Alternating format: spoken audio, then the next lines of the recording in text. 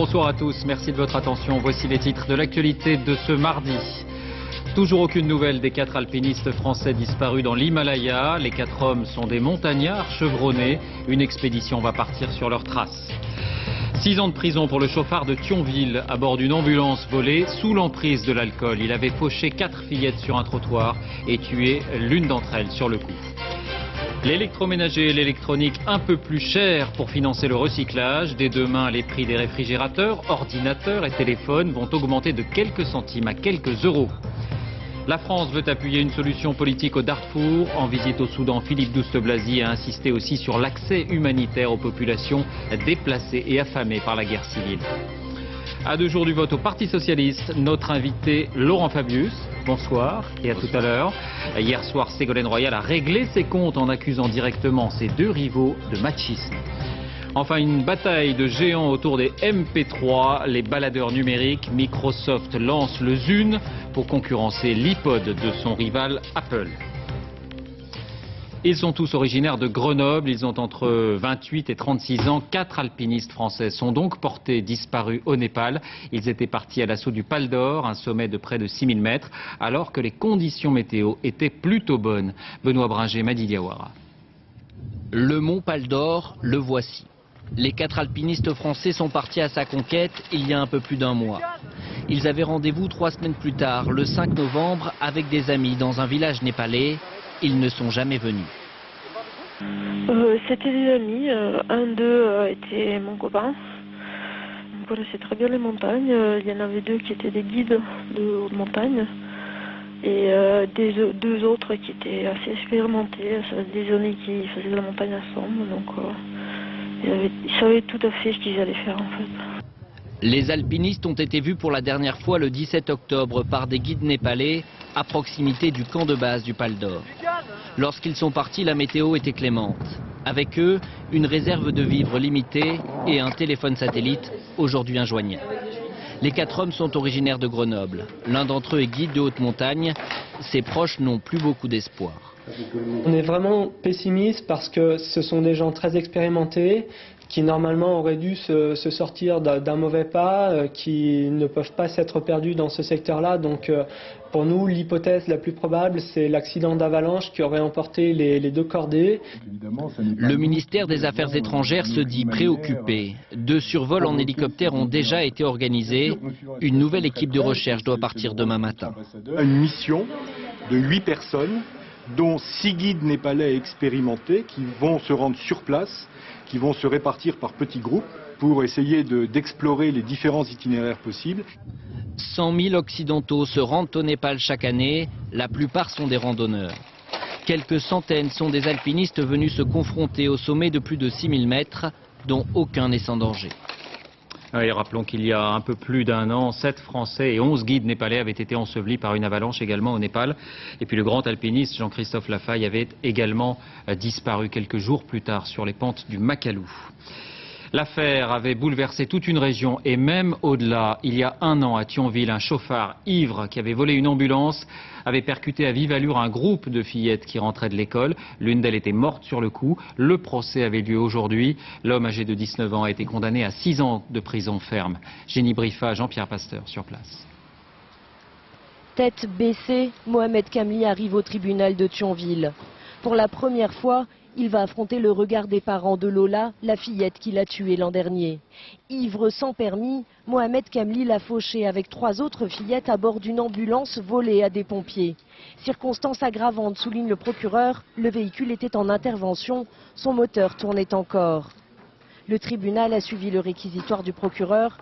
Mohamed Kamli a été condamné à 6 ans de prison ferme et devra payer 182 000 € au parti civil. J'espère que ce sera une peine exemplaire et j'espère qu'il fera les 6 ans.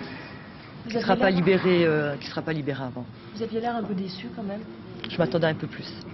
J'espère qu'aujourd'hui ça va être effectivement un nouveau départ, avec tout ce que ça enchaîne, tout ce que ça entraîne comme souffrances qui de toute façon resteront et à jamais.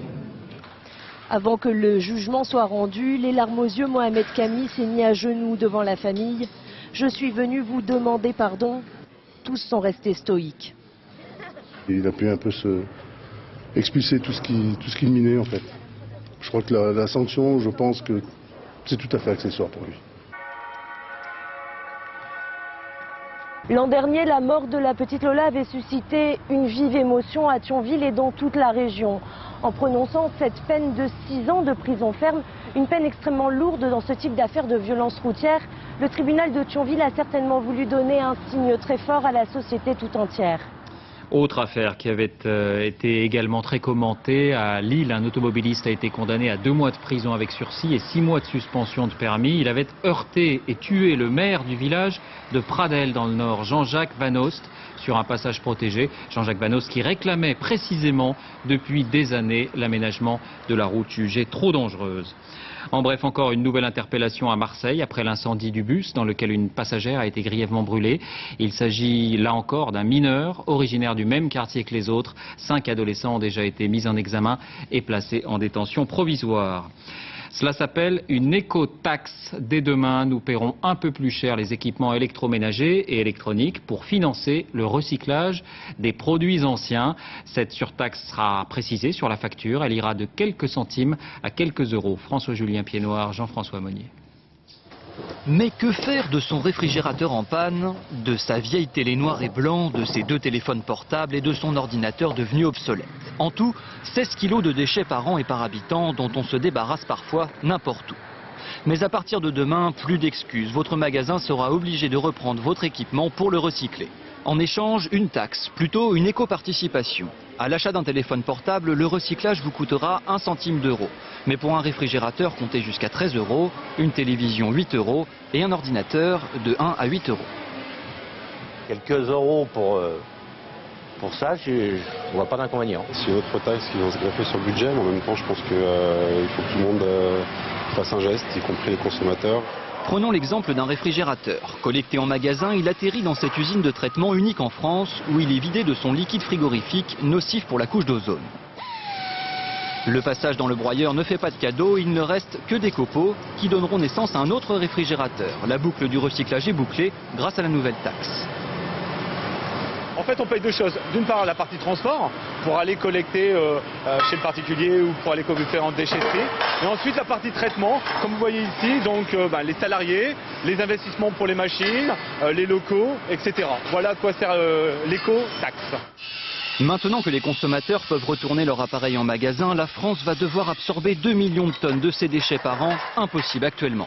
Il n'y a effectivement pas en France suffisamment d'installations industrielles qui permettent de traiter, de dépolluer et de valoriser les appareils de froid.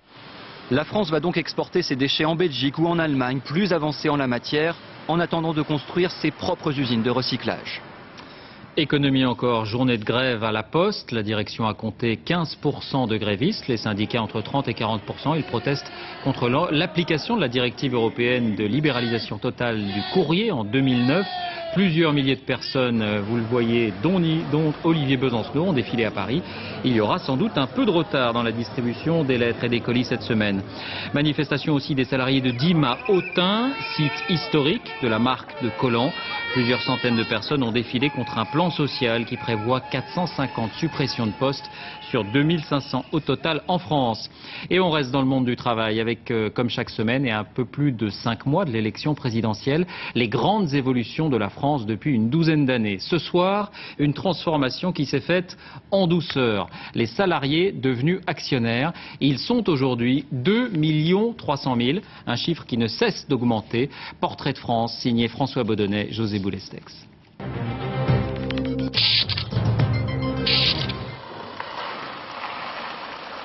J'ai pris des actions parce que vraiment j'avais envie de m'investir dans ma société. J'y croyais, j'y crois toujours. Il y a 10 ans, la vie de Raymonde Cometti a changé. Elle a acheté l'équivalent de 700 € d'actions de sa société. Une somme importante pour elle, une employée qui gagne aujourd'hui 1 600 € net par mois. Bonjour. Salut, tu vas bien? Oui. T'es en forme? Oui. Alors, tu regardes Action France Télécom? Oui, je regarde France Télécom, ça va être intéressant aujourd'hui. Elle a bien monté, dis donc. Il y a des sociétés d'analystes apparemment qui la recommandent. Hein. Madame Cometti, oui. Qu'est-ce que vous faites en premier quand vous rentrez chez vous? Eh ben, la première chose, quand mon mari est là, directement à la chambre pour voir le cours de l'Action France Télécom. Voilà. Et vous, monsieur, donc vous êtes un peu l'informateur de votre épouse? Non, bien non, moi je suis un peu un autodidacte dans la mesure où bon, je m'y intéresse depuis que ma femme a acheté les actions. Et puis on essaie de gagner un petit peu d'argent dessus pour éventuellement en faire profiter nos enfants ou nos petits-enfants. Voilà.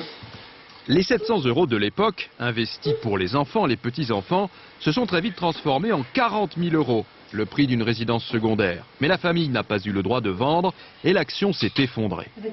J'étais confiante, vraiment confiante. Beaucoup de collègues disaient on va nous licencier, on a perdu de l'argent, on ne retrouvera rien. Et en fin de compte, eh ben non, moi je disais toujours on va remonter, on va remonter.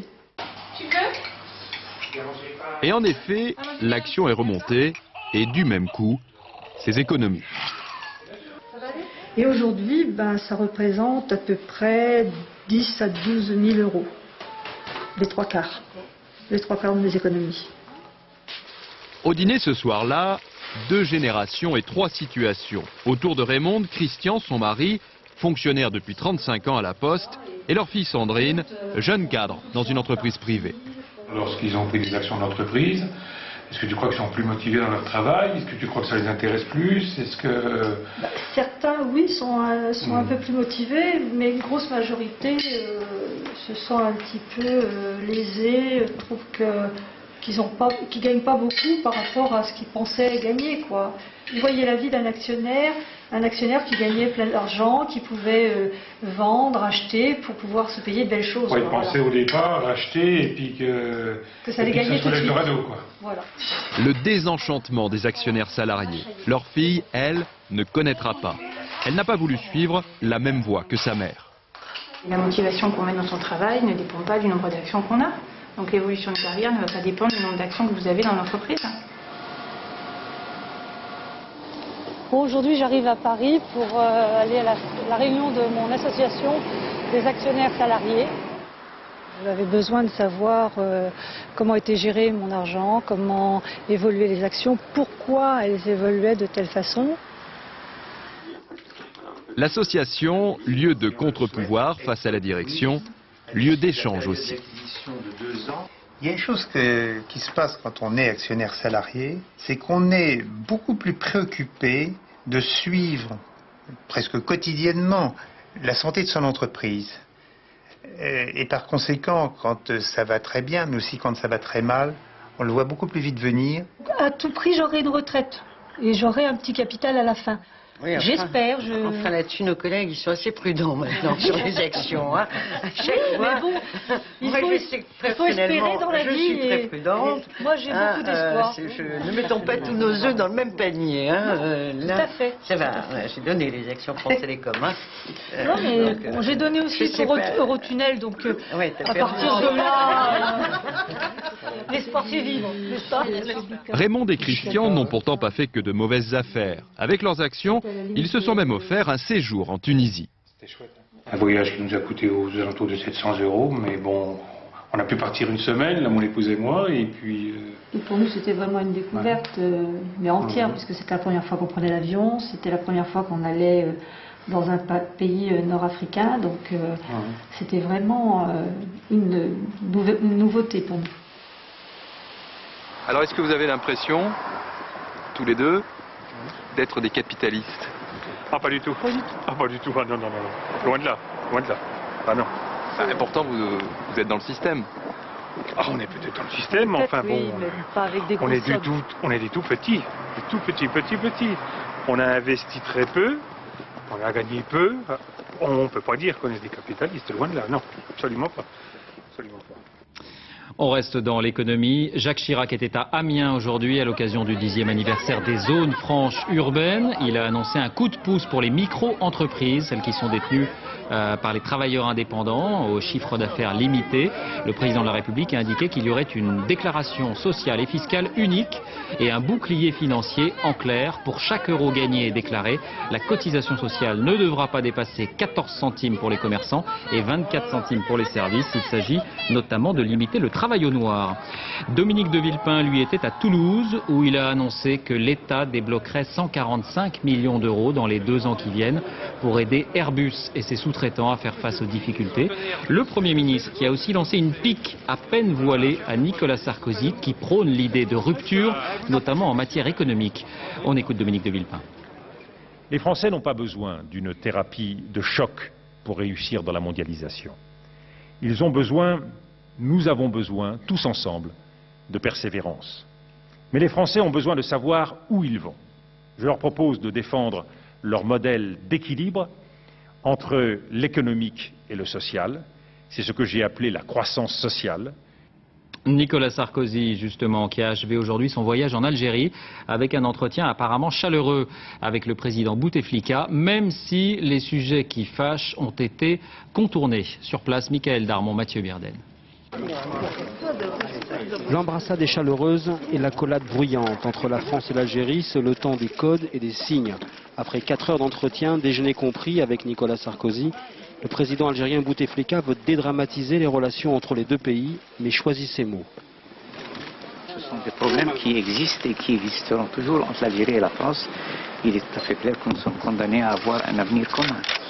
L'expérience du président Bouteflika et les avis, les conseils qu'il peut donner à ses amis, cela compte aussi. Traduire, les relations sont bonnes entre les 2 hommes, mais rien ne change sur le fond entre les 2 États pour l'instant. Toujours pas de traité d'amitié signé.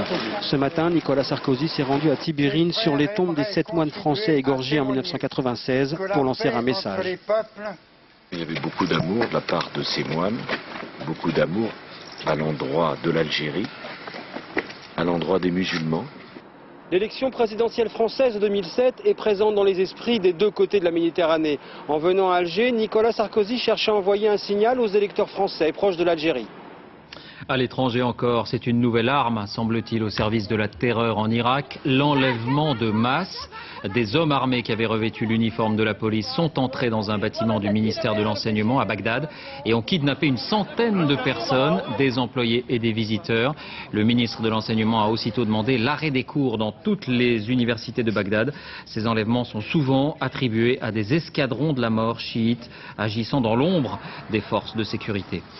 On en vient maintenant à cette guerre oubliée au Darfour, une guerre civile dans cette région du Soudan où les populations sont prises en otage, affamées, parfois massacrées. On compte 200 000 morts et 2 millions de déplacés. L'ONU a voté le déploiement de 17 000 casques bleus, mais le régime de Khartoum ne veut pas en entendre parler. Philippe Douste-Blazy était sur place pour éviter aussi que le conflit ne déborde sur les pays voisins, le Tchad et la Centrafrique. Envoyés spéciaux Éric Monnier, Mathias Segaud. Dans ces camps, ils pensaient trouver refuge, mais au Darfour aujourd'hui, de refuge, il n'y en a aucun.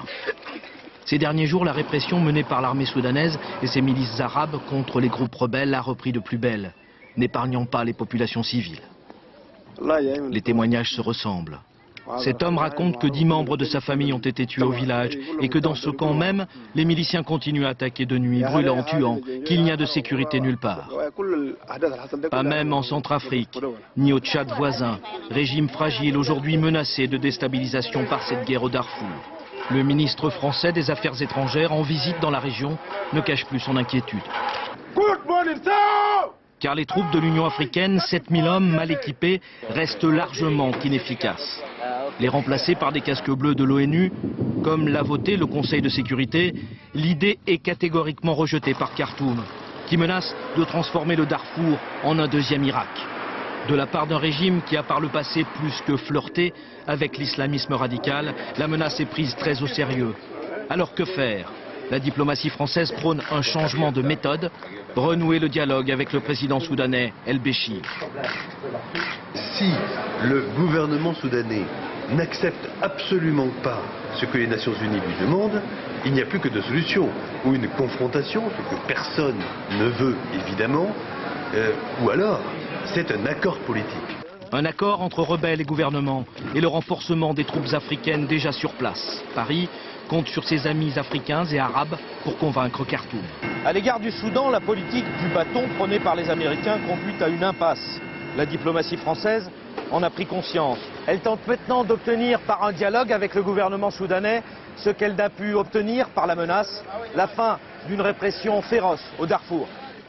La suite de la conférence de Nairobi sur le changement climatique. Il est beaucoup question des conséquences dans les pays du Sud, mais l'Europe, elle aussi, prend les devants. Pour lutter contre les inondations, les Pays-Bas ont inventé la maison flottante. Elle monte en même temps que le niveau de l'eau. Reportage Nicolas Châteauneuf, Valérie Lucas. À force de construire des digues, les Hollandais ne craignaient plus leurs belles rivières. Mais avec le réchauffement climatique et la menace de pluie toujours plus forte, ils s'inquiètent de nouveau. Alors ils ont inventé la maison flottante.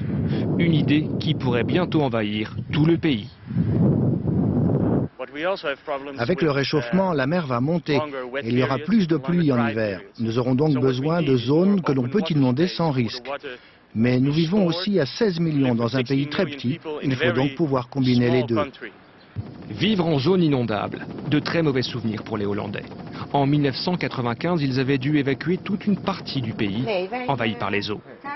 Aujourd'hui, pourtant, l'idée d'une nouvelle crue ne fait pas peur à Anne van der Molen et à son voisin. Oh non, j'espère bien qu'il y en aura une cet hiver. Je l'attends même. Et pour cause, Anne van der Molen vit sur l'une des 50 maisons flottantes de Maasbommel. Dans sa maison de 130 mètres carrés qu'elle habite depuis 2 ans, Anne se sent en sécurité, même si les souvenirs sont encore là. Je me rappelle en 95 qu'on avait dû évacuer 220 000 personnes de cette zone. C'était très effrayant de laisser les maisons derrière nous. En cas d'inondation, toutes ces maisons peuvent s'élever de 5 mètres.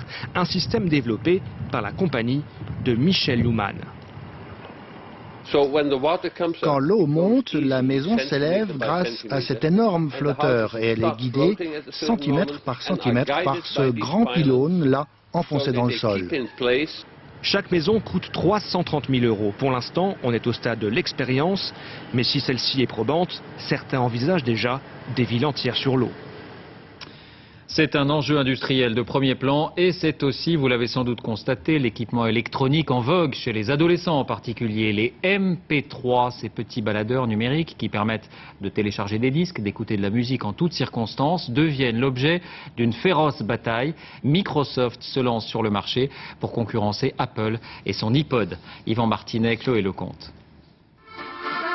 Bien calés dans les oreilles, leur accessoire fétiche.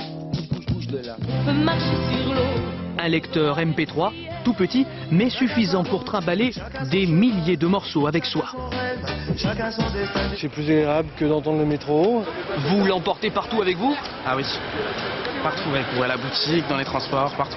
Vous n'avez pas besoin de transporter à chaque fois vos CD, puis un lecteur CD c'est assez imposant. Au même moment, à quelques milliers de kilomètres de là, Bill Gates s'en frotte les mains. Autant de clients potentiels pour son tout nouveau baladeur numérique, le Zune. Le Zune, c'est un tout nouveau produit pour Microsoft. Nous en avons un aussi maintenant. Il a un grand écran et une connexion sans fil. Le Zune, la nouvelle arme de Microsoft lancée pour détrôner l'iPod, le MP3 de son grand rival, Apple, déjà vendu à 67 millions d'exemplaires depuis 5 ans. Alors ça c'est le iPod Nano, donc là on met de la musique et de la photo dessus. Ça c'est votre best-seller? Ça c'est notre best-seller. Ouais. Quand vous vendez 10 MP3, vous en vendez combien de cette marque? 10 MP3, on vend à peu près 7 appareils de cette marque. Prix moyen de ces petits joujoux, 250 €. Mais pour ce tarif, cet aficionado s'est offert bien plus qu'un simple baladeur. Mais ça me permet d'écouter de la musique, de voir des photos. Je le branche directement sur ma voiture, comme ça je continue à écouter la musique dans ma voiture. Je fais même des jeux et je le branche carrément sur ma télé si je le désire, comme ça je vois les films. Le Zune ne sera pas commercialisé en Europe avant plusieurs mois. Apple peut encore dormir sur ses 2 oreilles. Politique, à 2 jours du vote, les 3 postulants à l'investiture au Parti Socialiste lancent leur dernière force dans la bataille. Dernier meeting, dernière petite phrase. Après Dominique Strauss-Kahn et Ségolène Royal, Laurent Fabius est donc notre invité ce soir. Merci d'être avec nous. Ségolène Royal qui, pour la première fois peut-être, s'est lâché entre guillemets hier soir en vous accusant, vous Laurent Fabius et Dominique Strauss-Kahn, de machisme. Hélène Hugues, Julien Voix. Bonsoir et plein de bonnes choses à vous. Une campagne qu'il aimerait faire durer, des slogans qu'il a toujours rêvé de lire. Laurent Fabius se voit déjà au 2e tour et pourquoi pas vainqueur des primaires socialistes. 2 jours encore pour espérer convaincre les militants. Il n'y a pas ce que je dis quand il y a peu de monde et ce que je dis quand il y a beaucoup de monde. C'est la même chose et c'est le projet socialiste. Sous-entendu, lui, il n'est pas comme Ségolène Royal et son idée de 35 heures pour les enseignants, lancée en petit comité. Je ne suis pas de ceux qui se bâtiront une pseudo-popularité en laissant entendre que les enseignants sont des paresseux, parce que ça s'appelle de la démagogie. Tenir 2 jours encore, Ségolène Royal ignore les attaques de ses adversaires et les accuse de machisme. Il y en a pour Laurent Fabius. J'entendais l'un des 2 compétiteurs, comme l'on dit, se demander « mais qui va garder les enfants ?» Et il y en a pour Dominique Strauss-Kahn. Et j'écoutais l'autre compétiteur dire à la fin du débat sur l'international, elle aurait mieux fait de rester chez elle au lieu de lire ses fiches cuisine. En cette fin de campagne, Internet est devenu un outil majeur et pas seulement pour les vidéos pirates. C'est aussi sur la toile que Laurent Fabius a lancé son dernier appel aux militants. Laurent Fabius, Ségolène Royal vous accuse de machisme. Que répondez-vous? La phrase qu'elle a citée, je l'ai démentie 10 fois. Donc qui va garder les enfants? Ça n'a aucun sens. Monsieur Pujadas, ça n'a absolument aucun sens. Tous ceux qui me connaissent savent que je ne suis pas machiste. Bien au contraire. Alors vous dites quoi? C'est un prétexte qu'elle invoque? On peut avoir des désaccords politiques, d'autant que ça s'étend, si j'ai bien compris aussi à Dominique Strauss-Kahn, on peut avoir des désaccords politiques sur un certain nombre de points. Et il faut les traiter, bien sûr, mais ne pas se victimiser soi-même en disant mais non, c'est pas un désaccord politique, c'est à cause d'une attitude machiste. Non. Et puis je vous rappellerai un petit souvenir que vous avez peut-être au congrès de Dijon du Parti Socialiste. J'étais monté à la tribune, c'était à 4 ans à peu près, et j'avais dit, j'étais le premier à le faire, je veux une loi contre les signes religieux à l'école. Parce que le foulard, le voile, c'est une atteinte aux droits des femmes. Et ça avait été l'essentiel de mon propos. Les dirigeants du Parti Socialiste, à l'époque, étaient d'un avis différent. Mais grâce aux militants, j'ai emporté la conviction. Donc, quand on parle de machisme, attention. Mais plus généralement, on vous sent presque exaspéré ces derniers jours devant les soutiens apportés à Ségolène Royal parce que vous dites qu'elle est très éloignée des positions du parti. L'est-elle à ce point? Non, exaspéré, ce n'est pas du tout mon genre. Mais si vous voulez, je suis un peu inquiet, non pas du tout pour moi-même, mais parce que moi je veux qu'on gagne l'élection présidentielle et qu'on batte Sarkozy. Et je suis sûr d'une chose, c'est qu'on ne peut battre Sarkozy qu'en rassemblant la gauche. C'est clair et c'est net. Et on ne peut rassembler la gauche que sur des thématiques de gauche.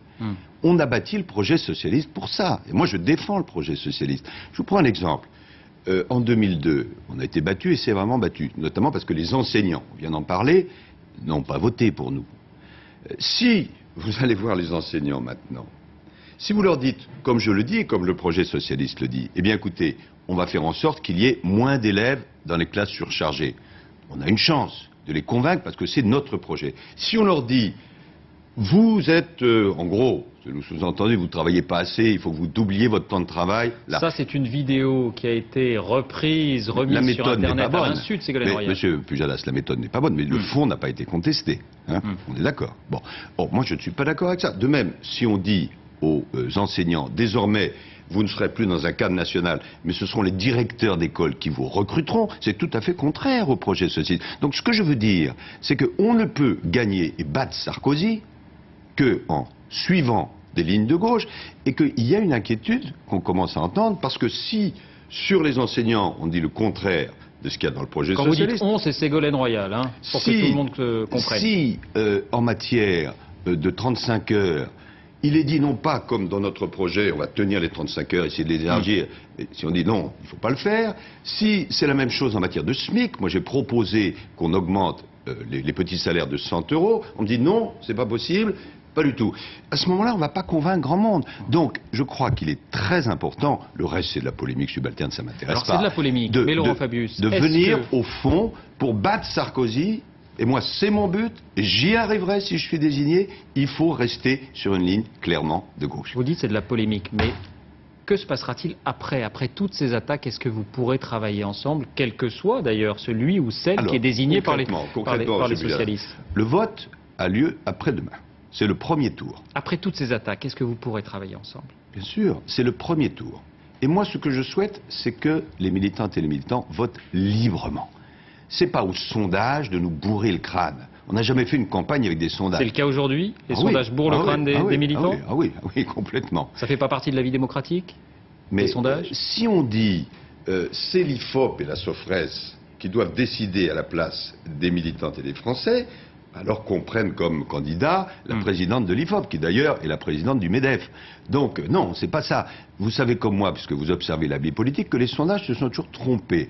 Et si j'utilisais un vocabulaire moins châtié, je dirais planté. Avec les sondages, François Mitterrand a été battu, Édouard Balladur a été élu. Donc, mais Ségolène Royal, c'est pas seulement les sondages, c'est beaucoup de fédérations, beaucoup d'élus qui la soutiennent. Je vais y venir. Donc, après-demain, vote libre. Je souhaite que ce vote soit libre, honnête, et que les militantes et militants se posent simplement la question, quelle gauche je veux, comment battre Sarkozy? On ne peut le battre qu'à gauche, et c'est Fabius qui propose le projet socialiste, un fait. Bon, alors vous Qu'est-ce qui vous fait espérer un second tour? Mais tout simplement parce que nous avons tous travaillé au projet socialiste pendant des mois et des mois, nous l'avons adopté à l'unanimité, et de fait, ce n'est pas contesté, c'est moi qui porte ceci. Et puis, autre chose, depuis 2003, il y a eu toute une série de mobilisations sociales, de mouvements populaires. Vous savez, en 2003, il y a eu un grand mouvement contre la mise en cause libérale des retraites. En 2004, contre Sarkozy et Raffarin. En 2005, contre l'Europe antidémocratique. En 2006, contre le CPE. Et moi, je suis porteur de tous ces mouvements populaires. Vous avez montré le meeting de Marseille, qui était un bon meeting. Au premier rang, il y avait le président des jeunes socialistes. Il s'exprime à titre personnel, mais il me soutient. L'autre jour, c'était le président de l'UNEF, qui était au premier rang contre le CPE. Donc moi, vous je y porte croyez? tout cela. Et je veux rassembler tous les socialistes et oublier un certain nombre de querelles qui sont sans doute excessives. On pourra les oublier? Pour battre Sarkozy. Et nous allons le faire, et oui. Un mot clé sur votre programme. L'Institut des entreprises a calculé qu'entre le programme du PS plus vos propositions, il y en a pour plusieurs dizaines de milliards. Est-ce qu'il n'y a pas là le syndrome du Père Noël? Comment est-ce qu'on finance tout ça? Très précisément, M. Pujadas, par 4 sources. Premièrement, en supprimant, je dis supprimant, les cadeaux fiscaux qui ont été faits aux privilégiés par le gouvernement de droite depuis 2002. Deuxièmement, en misant sur retour de la croissance, aujourd'hui elle est faible, par une amélioration du pouvoir d'achat, un renforcement des entreprises. Troisièmement, en supprimant les exonérations de cotisations sur les très grandes entreprises. Ça représente plusieurs milliards d'euros. Et quatrièmement, en réexaminant toute une série de budgets qui ne seront pas prioritaires. Voilà les 4 sources. Mais je vous rappelle la phrase de Lincoln qui est merveilleuse, quand il était contre un adversaire de droite. Son adversaire de droite lui disait « Mais enfin, Lincoln, comment tu veux dépenser pour l'éducation nationale? Ça coûte très très cher. » Et Lincoln lui disait « Essayez donc l'ignorance. » Laurent Fabius, dernière question. Vous n'avez aucun doute sur la sincérité du scrutin jeudi? J'ai malheureusement quelques doutes, notamment dans des départements du Sud. Je demande vraiment qu'après le débat, qui est un beau débat que nous avons eu, ce débat ne soit pas entaché par des pratiques qui ne seraient pas à la hauteur du Parti socialiste. Donc, si certains ont cette idée, qu'ils se ressaisissent. Je fais confiance aux militantes et aux militants qui doivent voter librement. S'ils le font, il y aura un deuxième tour et nous battrons Sarkozy. Merci Laurent Fabius d'avoir répondu à notre invitation. Une rocambolesque affaire de manipulation qui vise, semble-t-il, le laboratoire français antidopage de Châtenay-Malabry. Il a été victime de piratage informatique. Selon le journal L'Équipe, des documents piratés sortis de leur contexte ou reconstitués et censés démontrer les erreurs d'analyse du laboratoire ont été envoyés à différentes institutions sportives. Rappelons que Châtenay-Malabry est la cible depuis plusieurs mois d'attaques et notamment de cyclistes américains. Cinéma, parmi les sorties de la semaine, un vrai faux documentaire qui s'appelle Borat et qui est en tête des entrées aux États-Unis. Borat, c'est un journaliste kazakh, misogyne et antisémite, un personnage fictif, délibérément grossier, qui a sillonné les États-Unis, rencontré des dizaines de personnes. Le résultat, c'est une comédie loufoque et plutôt incorrecte. Marie-Jo Jouan, Éric Delagneau. C'est dans un palace parisien que l'acteur anglais Sacha Baron Cohen fait la promotion de son film.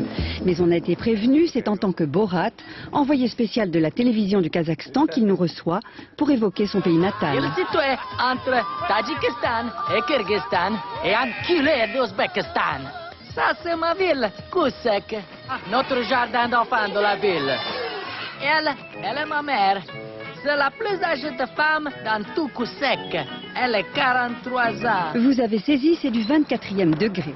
C'est pour dénoncer les dérives de certains gouvernements que le deuxième meilleur journaliste du Kazakhstan existe. Le plus grand journaliste du Kazakhstan reste notre glorieux président Nursultan Nazarbayev. Il est officiellement le meilleur dans toutes les professions, excepté celle de forgeron où il n'est que deuxième. La cible de Borat, les États-Unis, où son gouvernement l'a envoyé pour retenir quelques leçons de la culture américaine. Borat détournant l'hymne américain devant un public de rodéo en Virginie, un culot incroyable qui a failli le conduire au lynchage. Mon nom Borat, je suis venu de Kazakhstan. Levez-vous, merci. Kazakhstan est la plus grande nation dans le monde. Les autres nations sont menées par des chochottes. On a appris beaucoup de l'Amérique. Par exemple, on leur a copié une très bonne chose, la peine de mort. Et maintenant, grâce à eux, nous considérons que c'est un crime très grave de faire caca sur le drapeau national. Alors que le président kazakh rencontrait le président Bush en septembre dernier, Borat est allé jusqu'à la Maison Blanche remettre une invitation pour son film. Refus policier, reste que ce faux documentaire est un vrai brûlot. Fin de ce journal, merci de l'avoir suivi. Tout de suite, la météo, Laurent Romeshko, 20h50, la première saga d'hiver, Petit meurtre en famille, d'après Agatha Christie. C'est le premier épisode avec Robert Hossein et Elsa Zilberstein, entre autres. À demain.